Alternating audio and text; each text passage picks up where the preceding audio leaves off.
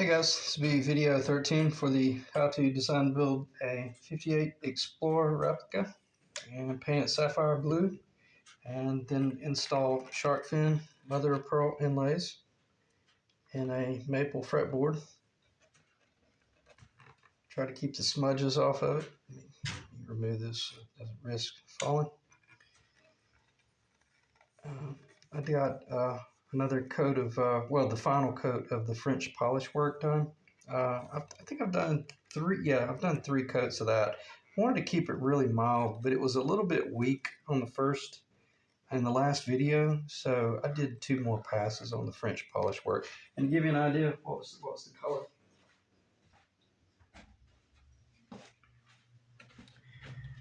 That's about the color. It's like a vintage amber. Yeah, I think you can see that. So that was the color on the final pass. And I mean, whatever amount I put on there, I wiped every bit of it off. I only allowed it to penetrate and not build a build coat. You don't want to build a coat like that because it'll end up being artificial, looking artificial really fast. So make sure I don't scratch anything. Got the all parts reproduction Gibson truss rod cover installed. There's the Clusson tuners with a tulip. Really pretty. Love that. It's really classy. I think I covered it in the last video. I'm almost certain I did, but rather than just doing black, mixing up a black epoxy for the side dots, I actually used a sapphire blue. And you can actually see that it's sapphire blue if you got the light right into it. But otherwise, let me protect this headstock.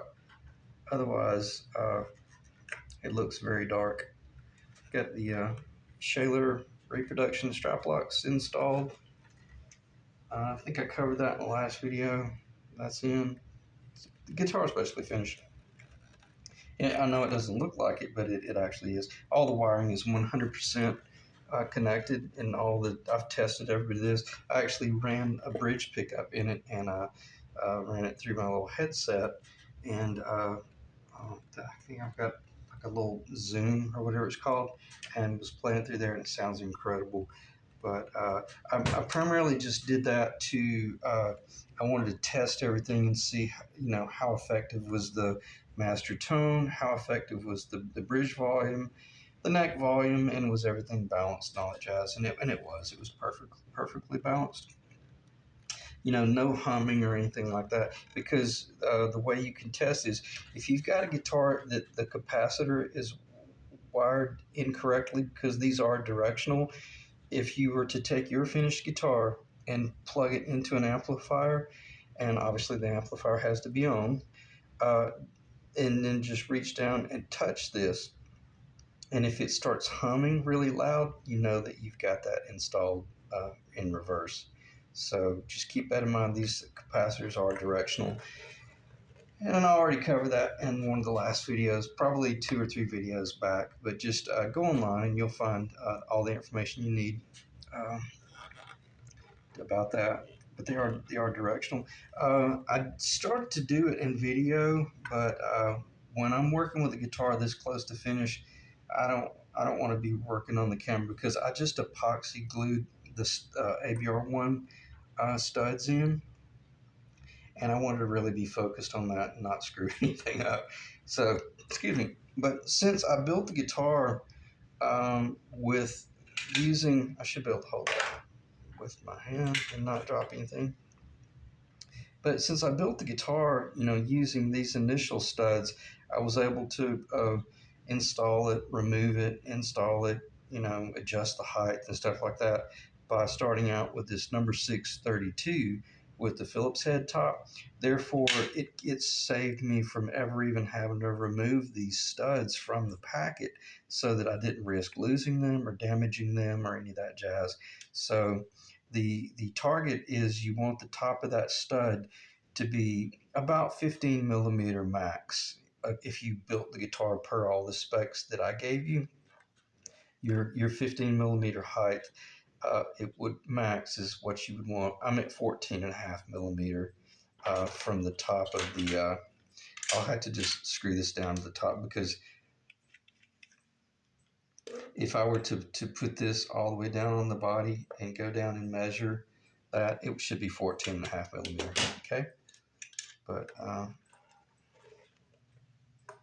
and it is. Both of them are identical. And another thing, this is really important. I'm not going to spend a lot of time talking about it, but it really should slip on with that much ease or remove. If you go down straight, it should be a perfect fit, because once you get all the string tension on here, excuse me, and if you had any sort of bind in here, it's going to be exponential when you're trying to raise or lower the strings, or it's just you want it to do that right there, and that assures you that you got the stud location from left to right, the bridge is centered properly, and that the studs are falling comfortably within the actual framework. And there's a lot of movement there. There's plenty of room. They're not machine precise. They're fairly loose, but you'll lose control of them fairly quickly if your studs got wonky, or got that off. So anyway, so I'm holding right at 14.5 millimeter height off the top of the guitar body to the top there. And what does that yield? At my G string location, that yields a 17 millimeter height from the top of the guitar body to the bottom edge of the G string is 17 millimeter, and an SAE or imperial that would equate to 11/16 of an inch. And what does that equate to? A 58 Flying V, a 58 Explorer, any of those guitars, probably the old SGs, they were all hitting about, that was their target, about 5/8 of an inch from the top of the guitar body, 5/8 of an inch minimum to roughly just slightly over 11/16 of an inch was the max on that location right there. So what does that mean? Well, that means that this guitar, if you pick it up and you play it and you're holding it, it feels like a 1958 Explorer. And that's why I'm always able to be kind of arrogant and title my videos, I'm building a 58 Explorer replica. It might be sapphire blue, and it might look like something that R2D2 would play, but which is awesome. But it's going to feel like a vintage 58 Gibson Explorer. Okay. And if you go, if you follow the templates from what's the name of the company, Electric Herald, and you follow all these specs, you can build your own 58 Explorer. Okay. Replica. So what do I want to cover in this video? It's just a few more minutes of general conversation about, and this is like the third time I've done this video because it got too long-winded, but if I'm redundant, I apologize. But for the most part, I've just got it designed to where, I haven't talked about this in this video. This is pretty much idiot-proof, this being as far as installing the pickups. There's only one lug that is left open, and it's the outside lug on the neck volume and the outside lug on the bridge master volume. There will be no need to do any wiring down here, so all that will be done is this wire will come in. Typically for the neck, I circle around and I ground back here, and then I let the wire run in and connect right there. This one I run around long and come in from this direction, and I ground onto the body here, and then connect my connection right there, and then you got a rock and roll guitar. It's that simple. So no need to really talk about that. But one thing I do want to talk about is the direction of the wiring for the Tessie, because even when I was laying all this out, I really had no idea how I was going to direct these terminals, and I was kind of frustrated on the front end because these terminals were pointing straight down, and I didn't realize they were a fairly soft brass that could be bent over, which is exactly what I did. And but you only want to bend them once. If you bend them back up, and then bend it back down, they're probably going to snap. They're probably going to break off. So just know, and I did a lot of engineering as far as where do I want this Tessie to, the direction of the Tessie is where I'm going with this. And I ended up realizing that it needed to be in roughly that direction right there. Then I was able to safely know that, yeah, I could bend those over. But I knew that these wires were going to end up looking like this right here. Let's see.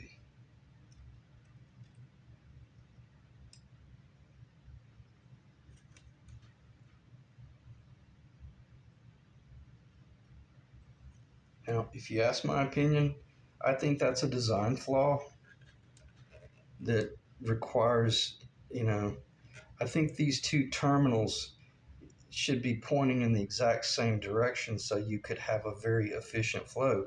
You know, that there's a lot of excess there. Obviously, from my design standpoint, it wasn't really that big of a deal once I figured out what I was doing, because once this pick guard goes down, this wire will get tucked down in that location right there, and then this wire will travel all the way up into this channel and then allow it to come back. So it's fine. Once the cover goes down, there's no tension, there's no stress on the pick guard. The pick guard is able to very comfortably plant down on the body, and it's not crushing any wires. I've got these wires, over here on the left, and I'm probably going to put some masking tape on them up against that wall. I hope that's in the camera. It should be in the camera. That should be a really good view. I'm basically just going to put some masking tape across those three, and then that will guarantee that whomever installs the pickups, they can't complain about not having a real beautiful, clean, flowing path for their wiring to come through. Like when they come out of this cavity. Let's see if I can get it. This is one of those things that you don't do on camera.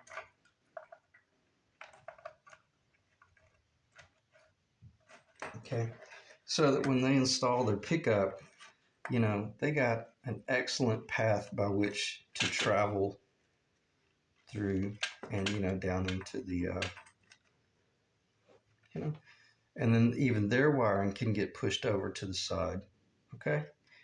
They wouldn't have to tape it or anything, but I would say it's their call if they want to leave the excess length of their wiring up in this cavity or take it down. I would say keep this cavity nice and clean and that cavity nice and clean, and that because this is a really long run. Okay, uh, even if you had extremely valuable pickups, I never cut the leads short. I might cut off an inch or a half of an inch or something like that, but I like to lead the leads always really long, because if I wanted to sell those pickups or change, they're going to be far more valuable if they've got the original factory length there. Okay. So whomever's installing, that'll be their call, but it may be that I would actually install this so that this wiring comes in here, travels all the way back to the corner, and then comes up and then connects back here, because you got plenty of depth so that you got plenty of depth that it's not going to be restricted or anything is what I'm saying. Okay. And make certain that everything's off the table. Okay, so anyway, as far as the Tessie goes, same thing on the bridge pickup as far as feeding the wiring through there. But as far as the Tessie goes, it was a little bit frustrating, primarily just because I had never worked with it before, and I just felt like the design could be improved upon, and either have a terminal that you could actually just fasten a little screw to. I know they're not going to change this because they're looking at how can they save 1 penny on every 100 of these that they machine or produce. But just if you're going to do the testing, make certain that you're aware of that. And also, I did not have a 24 millimeter drill bit, And so I used a 7/8" drill bit, I believe is what I used, and it was just a little bit loose, but I went ahead and epoxied around this, and that she's not going anywhere. Because as I mentioned in 2 or 3 videos back, this is a custom guitar with a custom feature. If the client or whomever owns the guitar in the future wanted to change it, well, then they're they're no longer going to be able to use this pick guard. So this is basically always going to be a Tessie guitar. However, the client did mention to me, or shot me an email and was like, "Hey, what do you think about possibly machining another pick guard for me if I change my mind?" And I agreed, that's a great idea. And I actually, what I did, Art, I went ahead and ordered that material. I got that material. I just got it in stock yesterday. So before this guitar ships, I would recommend letting me just go ahead and machine the pick guard. Per my template, and then won't need to fit it, but that way I can ship it with this guitar. Okay, that'd be an upcharge. And I never charged you for the Tessie kill switch, and I think that was like $15 or something like that. So, if you throw me $15 towards the Tessie, then all this machine work here is no charge. But anyway, let's plan on me machining another pick guard that does not have the Tessie machine work done to it, so that if you elect to go back to traditional, you can do just that. And if you did do that, what I would recommend doing is simply taping these off and just leaving them in the cavity.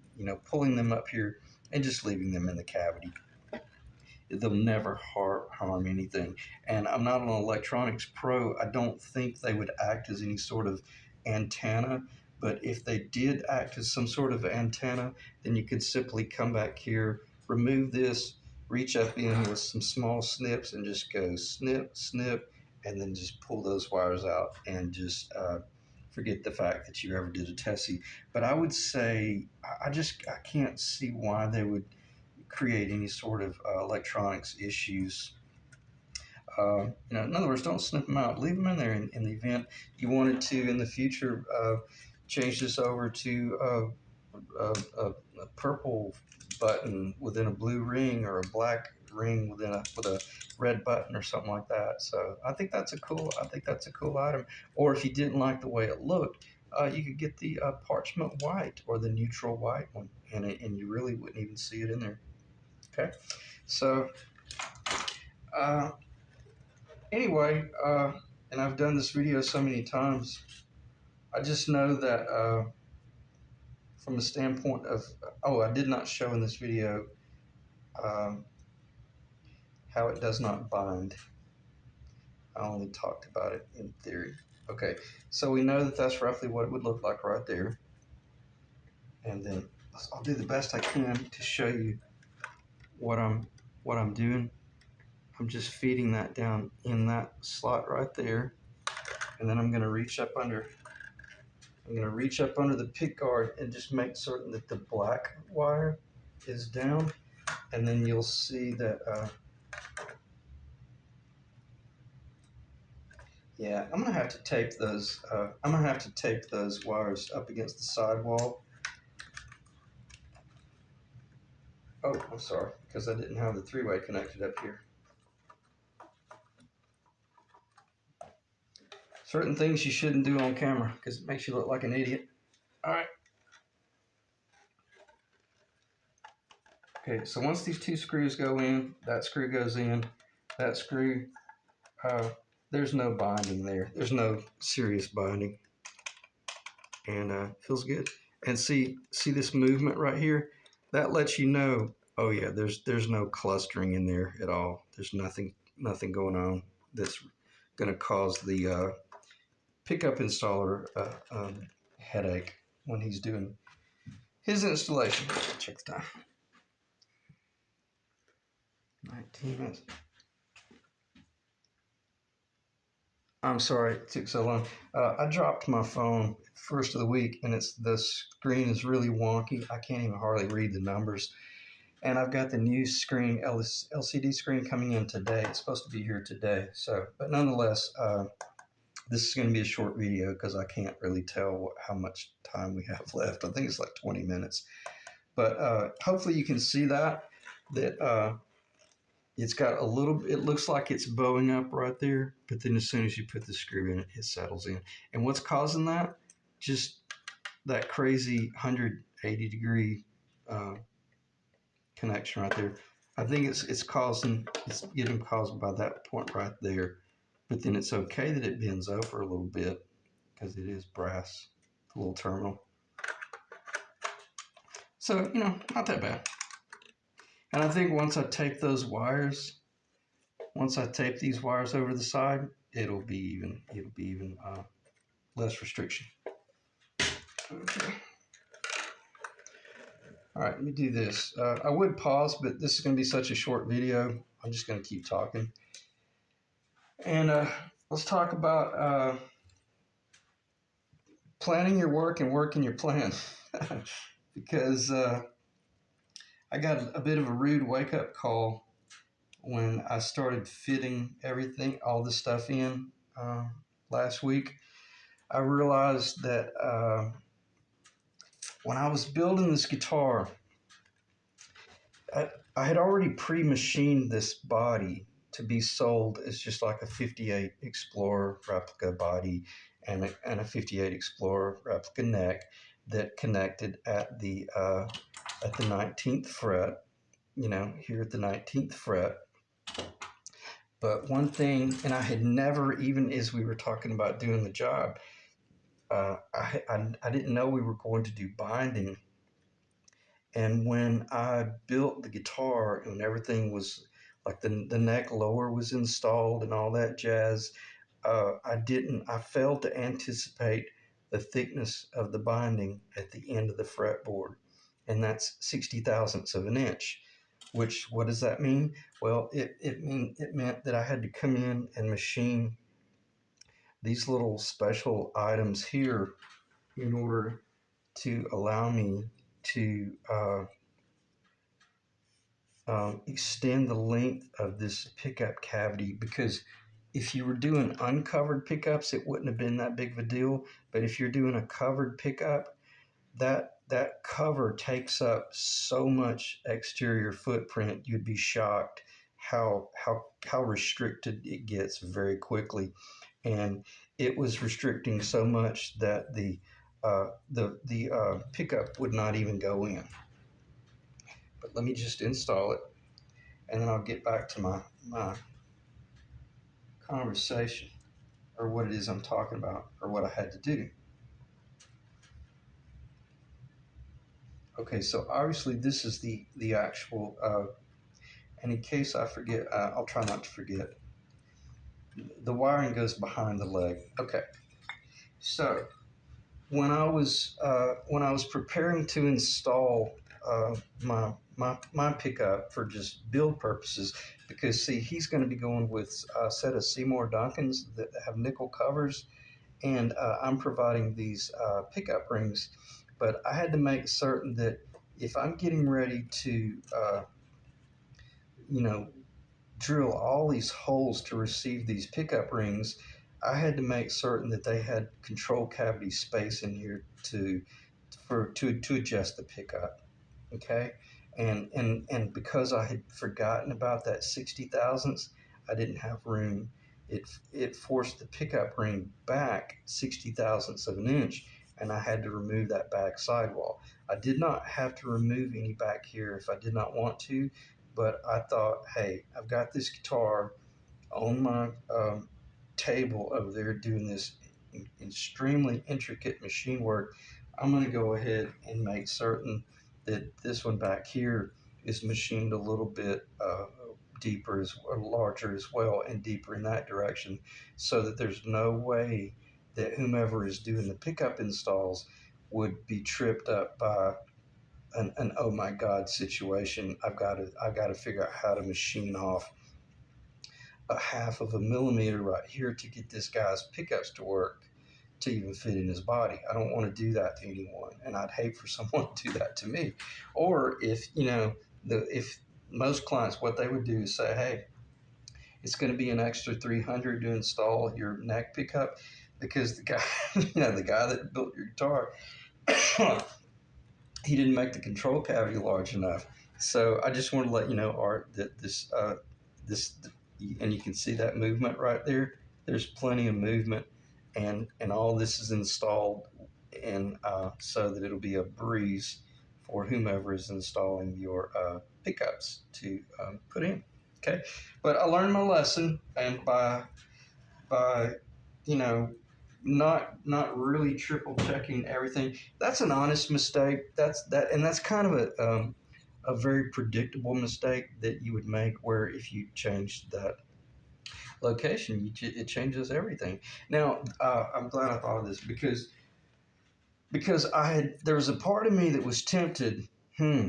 For only about 30 seconds, I was like, I could shift this whole pick guard down in this direction, but I know beyond a shadow of a doubt what would have happened. I did not shift these original locations.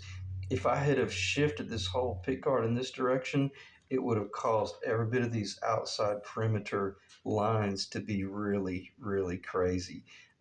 If you were building your own guitar and it was a black pick guard, a black guitar, and you didn't have the ability to do all that major machine work, I'd say shift this baby a little bit, and I'd say shave off half of the thickness of that rather than risking destroying your guitar because you were trying to do route work that you weren't capable of doing.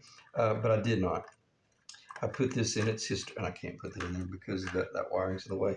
But this is in its historical location. Uh, I did have to machine this about almost 60 thousandths of an inch. Just so I did have to machine a little more off of this one, but not off of that one back there. So just be prepared if you're building a custom guitar. Uh, it only takes one small item like that to just change the whole dynamic of everything. And that's why I've always tried to spend a lot of time about, layout, layout, layout, really think about all these locations and always work from this point right here, when you first start the build, that when you drill that first hole, because that defines everything. That defines the center of the scale. And then if you're connecting at the 19th fret, then these have to be harmonious right up to the point where, you make an honest mistake like that binding, but you can't remove that binding. You don't want to come in here and shorten up that wood and then put the binding on. It would look really funky. So anyway, I'm not complaining. I'm just kind of explaining what it was that I failed. I screwed up and made a mistake, and it cost me a good 2 days worth of getting over the anger of, oh man, how could you miss something so simple, but only to realize that, well, you know I've always kind of needed these to do stuff like this. So just getting these little things machined, because they allowed me to come in with an extremely precise flute, no bearing, and then ride. I was able to ride along that and just go. Well, on this one up here, I was just able to go zip and zip and zip right there, and zipped in there just a little bit, zipped in there just a little bit. Did not go up in here, didn't need to. But with that spiral cut, you could use a up cut or down spiral. Was a one shot operation. So it took me hours and hours and hours to build the little jig that guaranteed, once I got this up on the jig, up on I did this on my drill press, and I ran these at 4,500 RPMs. I didn't want to have a router up there where I could not see what I was doing. And I'm not going to start talking about the setup, but the setup was basically surgical, and everything was protected, so I didn't scratch the body or anything. But if you have a bit like that, then you're able to do that real precise machine work. And then do the same thing with this one, where I just came in and just kind of deepen the hole a little bit. Okay. So wasn't really planning on talking about that, other than the fact I obviously had it on the table in the event I did decide to go there. So I did. And I won't put that together, but I tell you what I'll do. I'm going to pause, and I'm going to assemble the guitar a little bit, because I want you to see it with the pickups in it, or my pickups in it, and that way, I'll get a really nice thumbnail picture as well. So let me pause. Okay, one thing I forgot to show on the camera is once I did that machine work, it actually was kind of cool because it exposed the quarter sawn mahogany neck where the tenon went all the way back there. So it gave me the opportunity to seal that. I just came in with some extremely dark tinted stain and stained that out fairly dark, most almost black. And then I just sealed it with a brush, nitrocellulose lacquer. Didn't have to machine out the bottom here and didn't have to machine out the bottom there, but I did take this pocket here and this pocket here deeper, so that this is very unlikely, but if you ended up with a long leg for the bridge pickup, I've got, and you're about to see this, I'm going to mock this up, and so in other words, you could install a long-legged pickup in the bridge location. Seymour Duncan typically ships these in a short leg, so that wouldn't have been an issue the way I had it machined, but I went ahead and took it just a little bit deeper so that it wouldn't be one of those aha moments of, oh crap, now we're going to have to machine that deeper. And I'm not continuing to talk about what everything that I did, but I just want to let you know that there's no reason to fear that any pickup that you elect to go with should fit in these cavities with these. And what I'm going to do in real time, I'm just going to mock this thing up so that the whoever is installing your pickups, they can kind of see the order of operations that I would be following to finish your guitar. Okay, let me do this. Let me get some tape.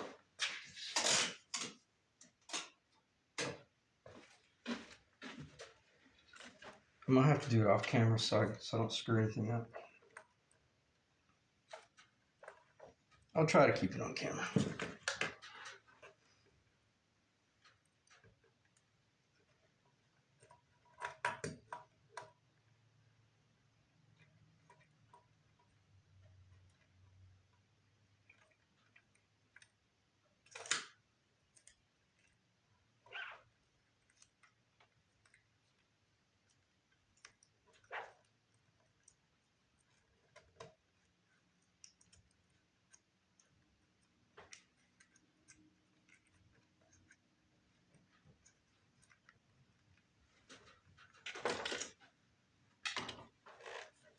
Okay, see what I did? Tape that wiring over up against the wall. Made certain that it was, there's just an enormous amount of room there. Come in with your X-Acto knife. And don't slip.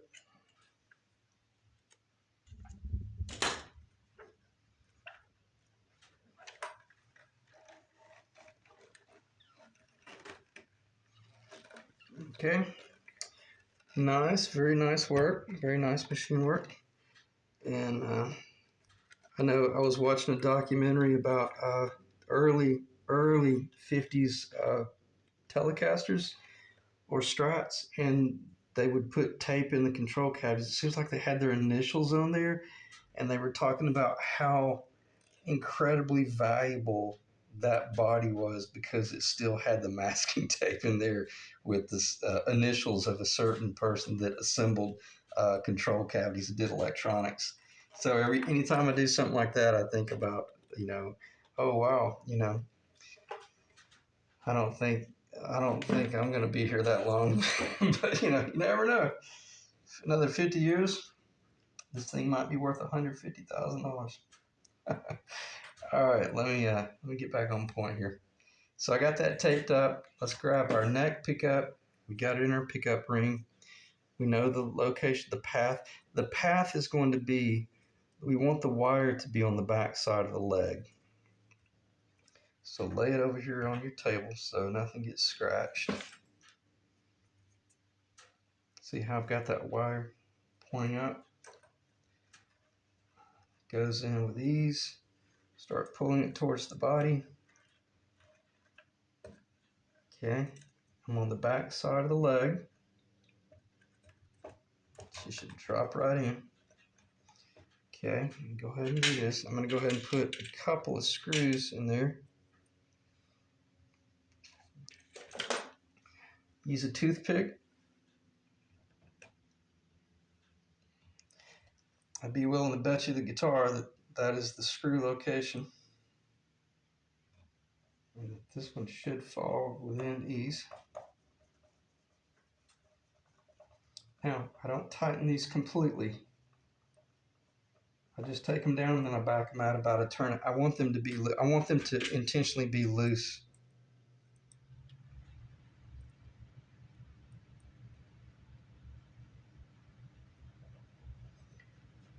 So that once the pick guard goes up there and everything is kind of pulled together, not that it wouldn't, but it would. I know this, that I could tighten these down 100%, tighten that down 100%, and this baby will slide up in there and be perfect. I know that. I've already done this. So, but I'm just going to show you how you should build your guitar. So it's a little bit loose, but so that if you're doing something like what I'm about to do here, I'm about to flip the guitar over and show you something. Make sure that you've got your tape on here. Now the bridge is going to fall off, which it did, but so that this pickup doesn't fall out and slam into your body. So let's get this off the table. And then lay this over to the side. Check the orientation.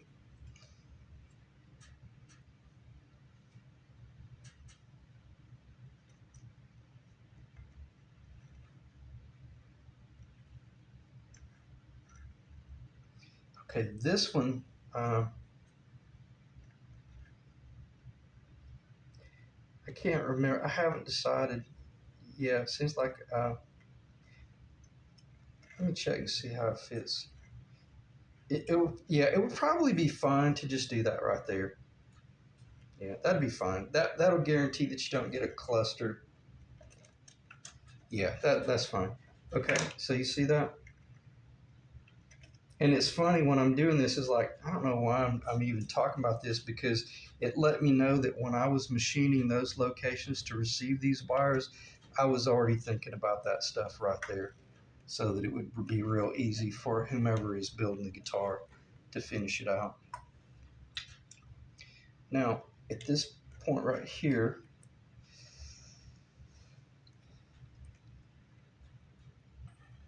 I'm going to show you what I would do.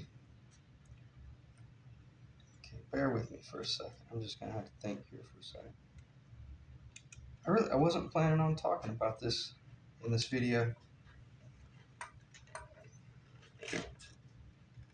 Ooh, I almost messed up.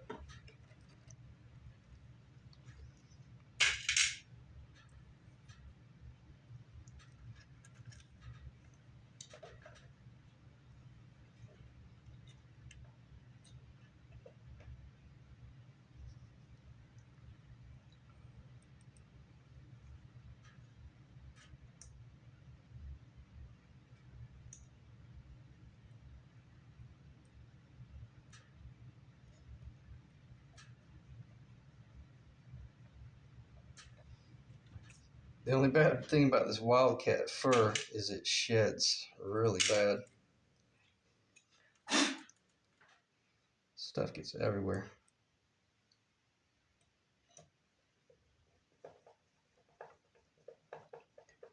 Okay, now that'll guarantee that it doesn't fall out.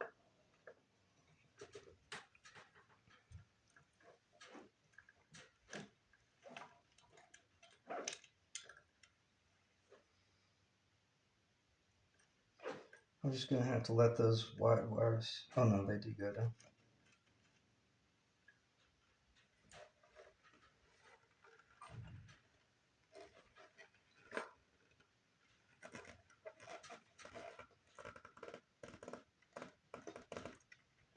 Okay, right now I'm just going to pull these through and not really worry too much about, is that the location I would have them in? And I would probably say, yeah, that's probably okay to come in above all of the wiring because that's the bridge location. And then what that would allow me to do is to just leave every bit of this wire. Yeah, let's go ahead and talk about this. This is pretty important. Okay, you'd have to come up here first and make certain that you leave plenty of slack. This is critical. Okay, I'm going to show you exactly how I would do this. We'll finish talking about this back here in a minute, but let's tuck this down so nothing risks getting damaged.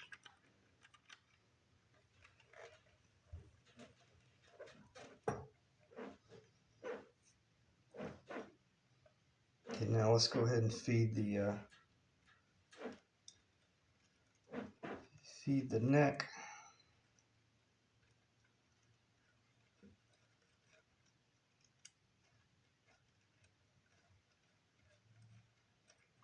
And if you feel resistance, back up and punt because there's no sense. See, look at that. That's awesome. That came through without me even having to come back here to the location. And the whole idea about pushing those two wires in, I was pushing those two wires into that control cavity at a very low point rather than trying to go in at the top. Don't go in at the top and expect it to come out at the top. It'll end up coming out on the bottom up under everything, but that might be what you want. Okay, in my situation, I kind of like the idea of that coming out at the top. Now I want to come in here, and we know that there's no excess wire up in there. So now let's go up to this point right here. I can't do it on camera, I'll just have to do it and show you. I did the exact same thing I just did. That is just in the way. Now, if you wanted to, you can put some masking tape across that. That guarantees your, let's do it. Let's see what happens. I want to see how easy it will be to install the pick guard.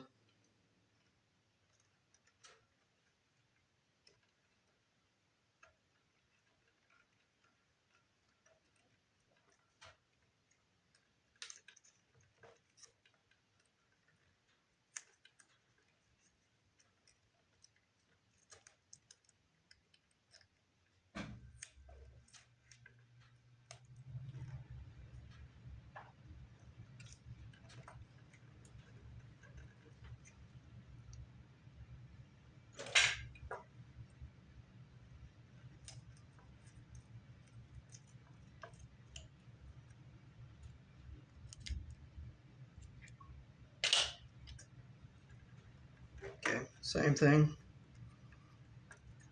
Nothing's in a bind, everything's out of the way, and it should install with absolute ease. I'm not too worried about that, but you would want to be careful that you didn't scratch the back with that stuff.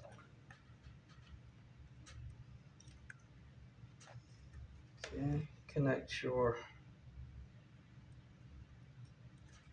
positive at the back. Probably could have done the same thing with the black wire, and that probably would have been wise. I could have taped the black wire along with all that stuff because, see, I've got plenty of lead right there.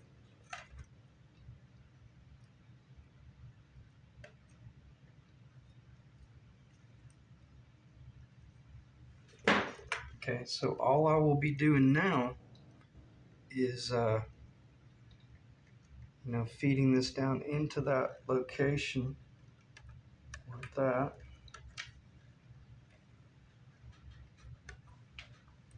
And then assuring, I forgot.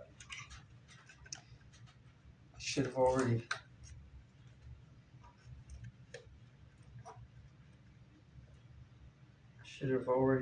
connected this.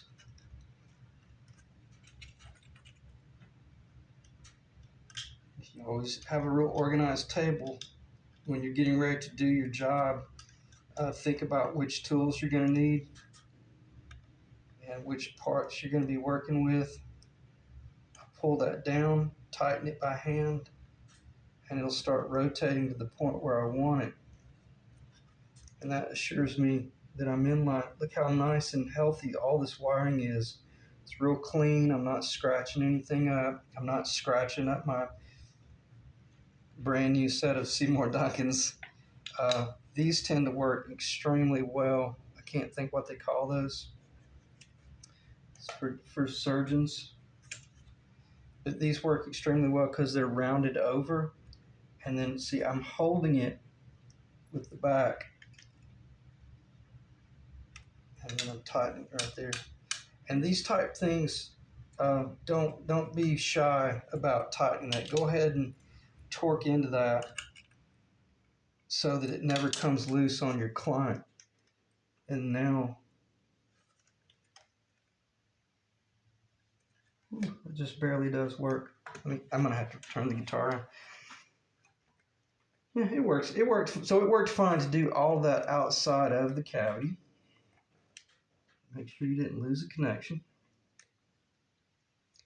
Doing the best I can to keep this on the camera.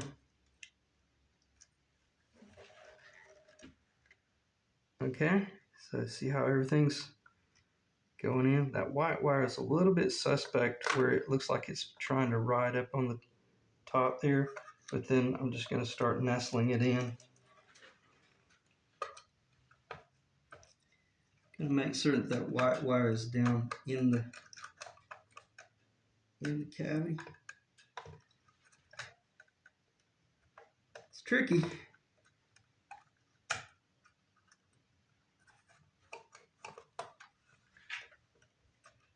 Oh.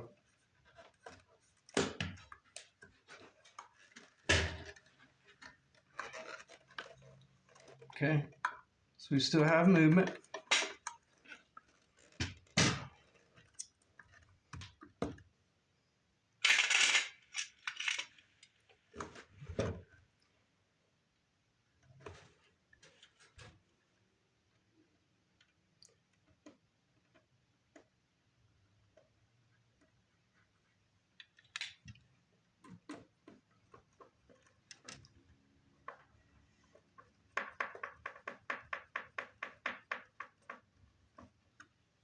Okay, so I took that one down, I bottomed out, and I backed up about 2 or 3 turns. I'm looking at my connection right there. When I started doing the initial layout and installation, unfortunately these little screws are not stainless steel, so you can't pick them up with the magnetic tip of the driver. How's that for precision? Didn't even have to align it. So what that tells me right there, when I did my initial layout, that was the first one that I machined. This was the second one that I machined, and it would guarantee that everything was aligned. So when your installer installs this component, as I just did on camera, install this screw first, that screw second. You don't have to torque it all the way down, but take it down and then back out a turn or so. But that's basically the guitar. And you'll see that the Tessie is not binding. There's nothing that you're fighting, nothing at all. Okay, and then so that screw goes first, that screw goes second, and then I would say probably do either that one or that one third, and then all the others will be aligned. It really doesn't matter as long as you do this one first, that one second. They're all aligned. I know for a fact that each one of these will be, in their perfect location. So there's nothing wonky about the build. Okay. All right, let me check the time. Okay, let me pause, and let me check the time if I can read it. I think it's 40. It's either 49 minutes or 42 minutes. So that worked out really well, considering I did it on camera. So what would I do now? I got that where I want it. I would check my pickup. Oh, and I completely failed to mention, this is so critically important. Before I machined for any of this stuff down here, the very first thing that I did was string the guitar up again and obviously play it and verify the trapezoidal path of the low E string and the trapezoidal path of the low E string and the trapezoidal path of the high E string. And how did I gauge that? I was looking at the actual string because I had an acoustic guitar, and then I just verified. Let's see if I've got that card. Oh man, if I can find it. Oh yeah, this is awesome. I took a business card and I engineered that mark right there. I don't know if you can see that line, but it was as simple as laying this business card up against the edge of the fretboard and then flipping it over and verifying the centering of that. So what does that tell me? The center of the trapezoidal path of the strings is exactly centered with the center of the guitar, as well as the center of each pickup, not just this one, but both of them. And then in addition to that,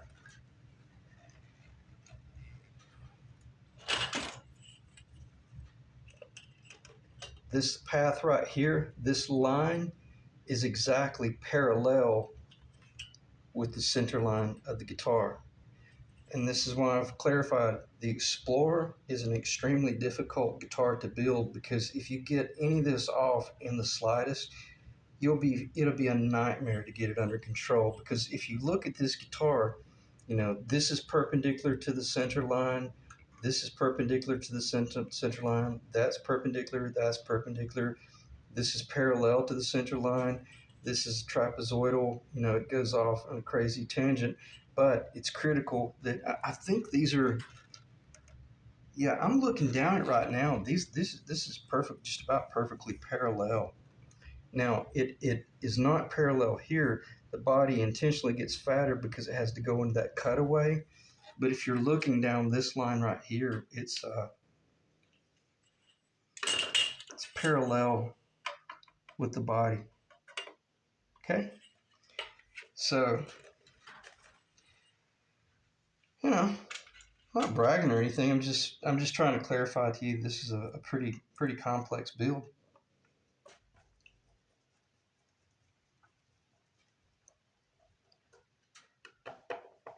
Okay, so I'm going to go ahead and tighten that a little bit. Check that. These are steel, so I can pick those up magnetically.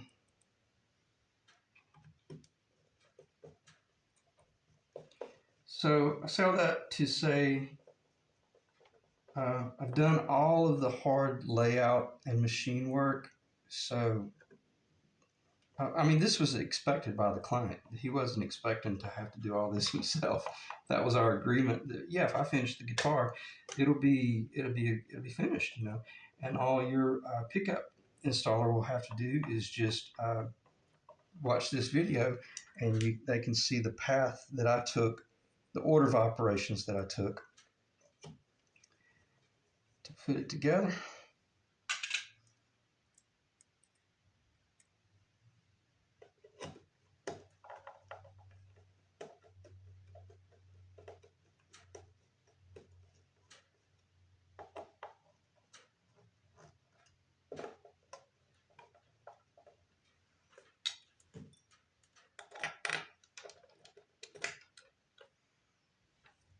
Get all the wildcat fur off of it.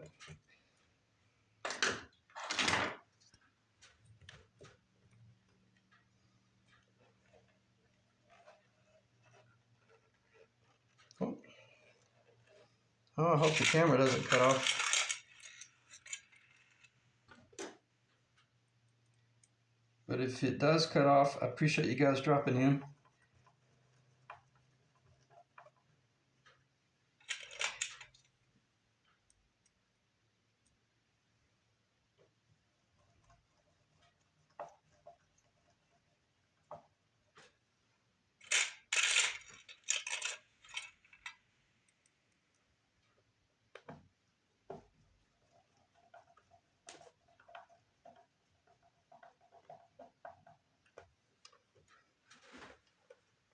Yeah, beautiful. That's staying nice and flat.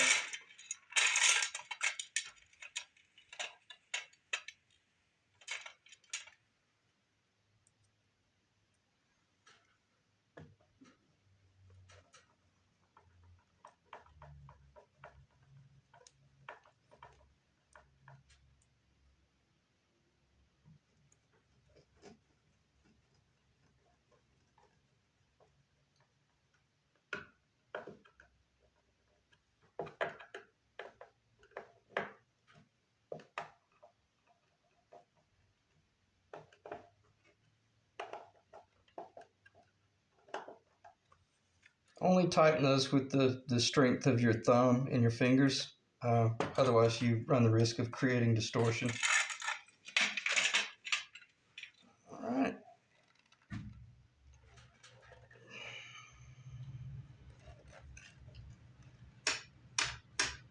So nothing's binding. Not that I'm surprised, but you know, that's a cool feature.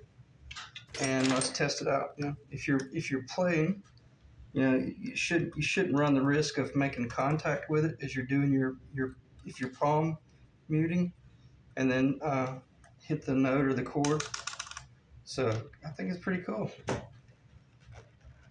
Crazy cool.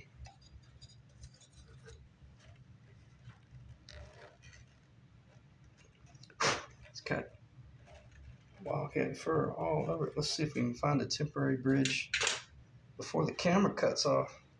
I'll just go ahead and show you this. Once I install the strings, like a month ago, that's how I keep them under control. So that if I need to set up this guitar and assess something, it takes me literally about 5 minutes, and I could be playing this guitar within 5 minutes. Okay, but I like that because I'm able to set it up there and assess, you know, as I mentioned, the trapezoidal path and stuff like that. But I don't want to risk it falling off and scratching the guitar, so I'll leave it off. Oh, I'm looking right at that one. And don't get in a hurry. Always put a little bit of tape right there so nothing will fall off on you, like I just tried to do.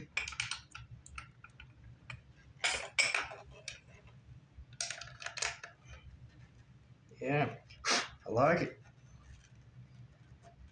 You know you're happy with your work when you kind of start grieving, knowing that it's about to ship and you will never see it again. Well,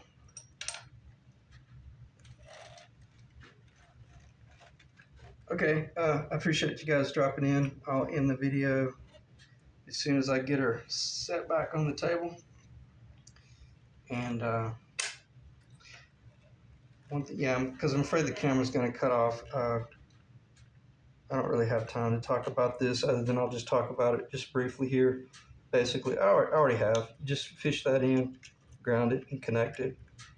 This one will turn a real hard turn right there, connect right there, and you have a real clean cavity.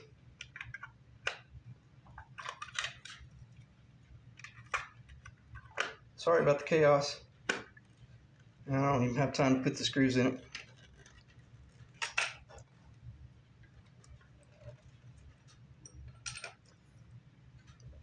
Okay.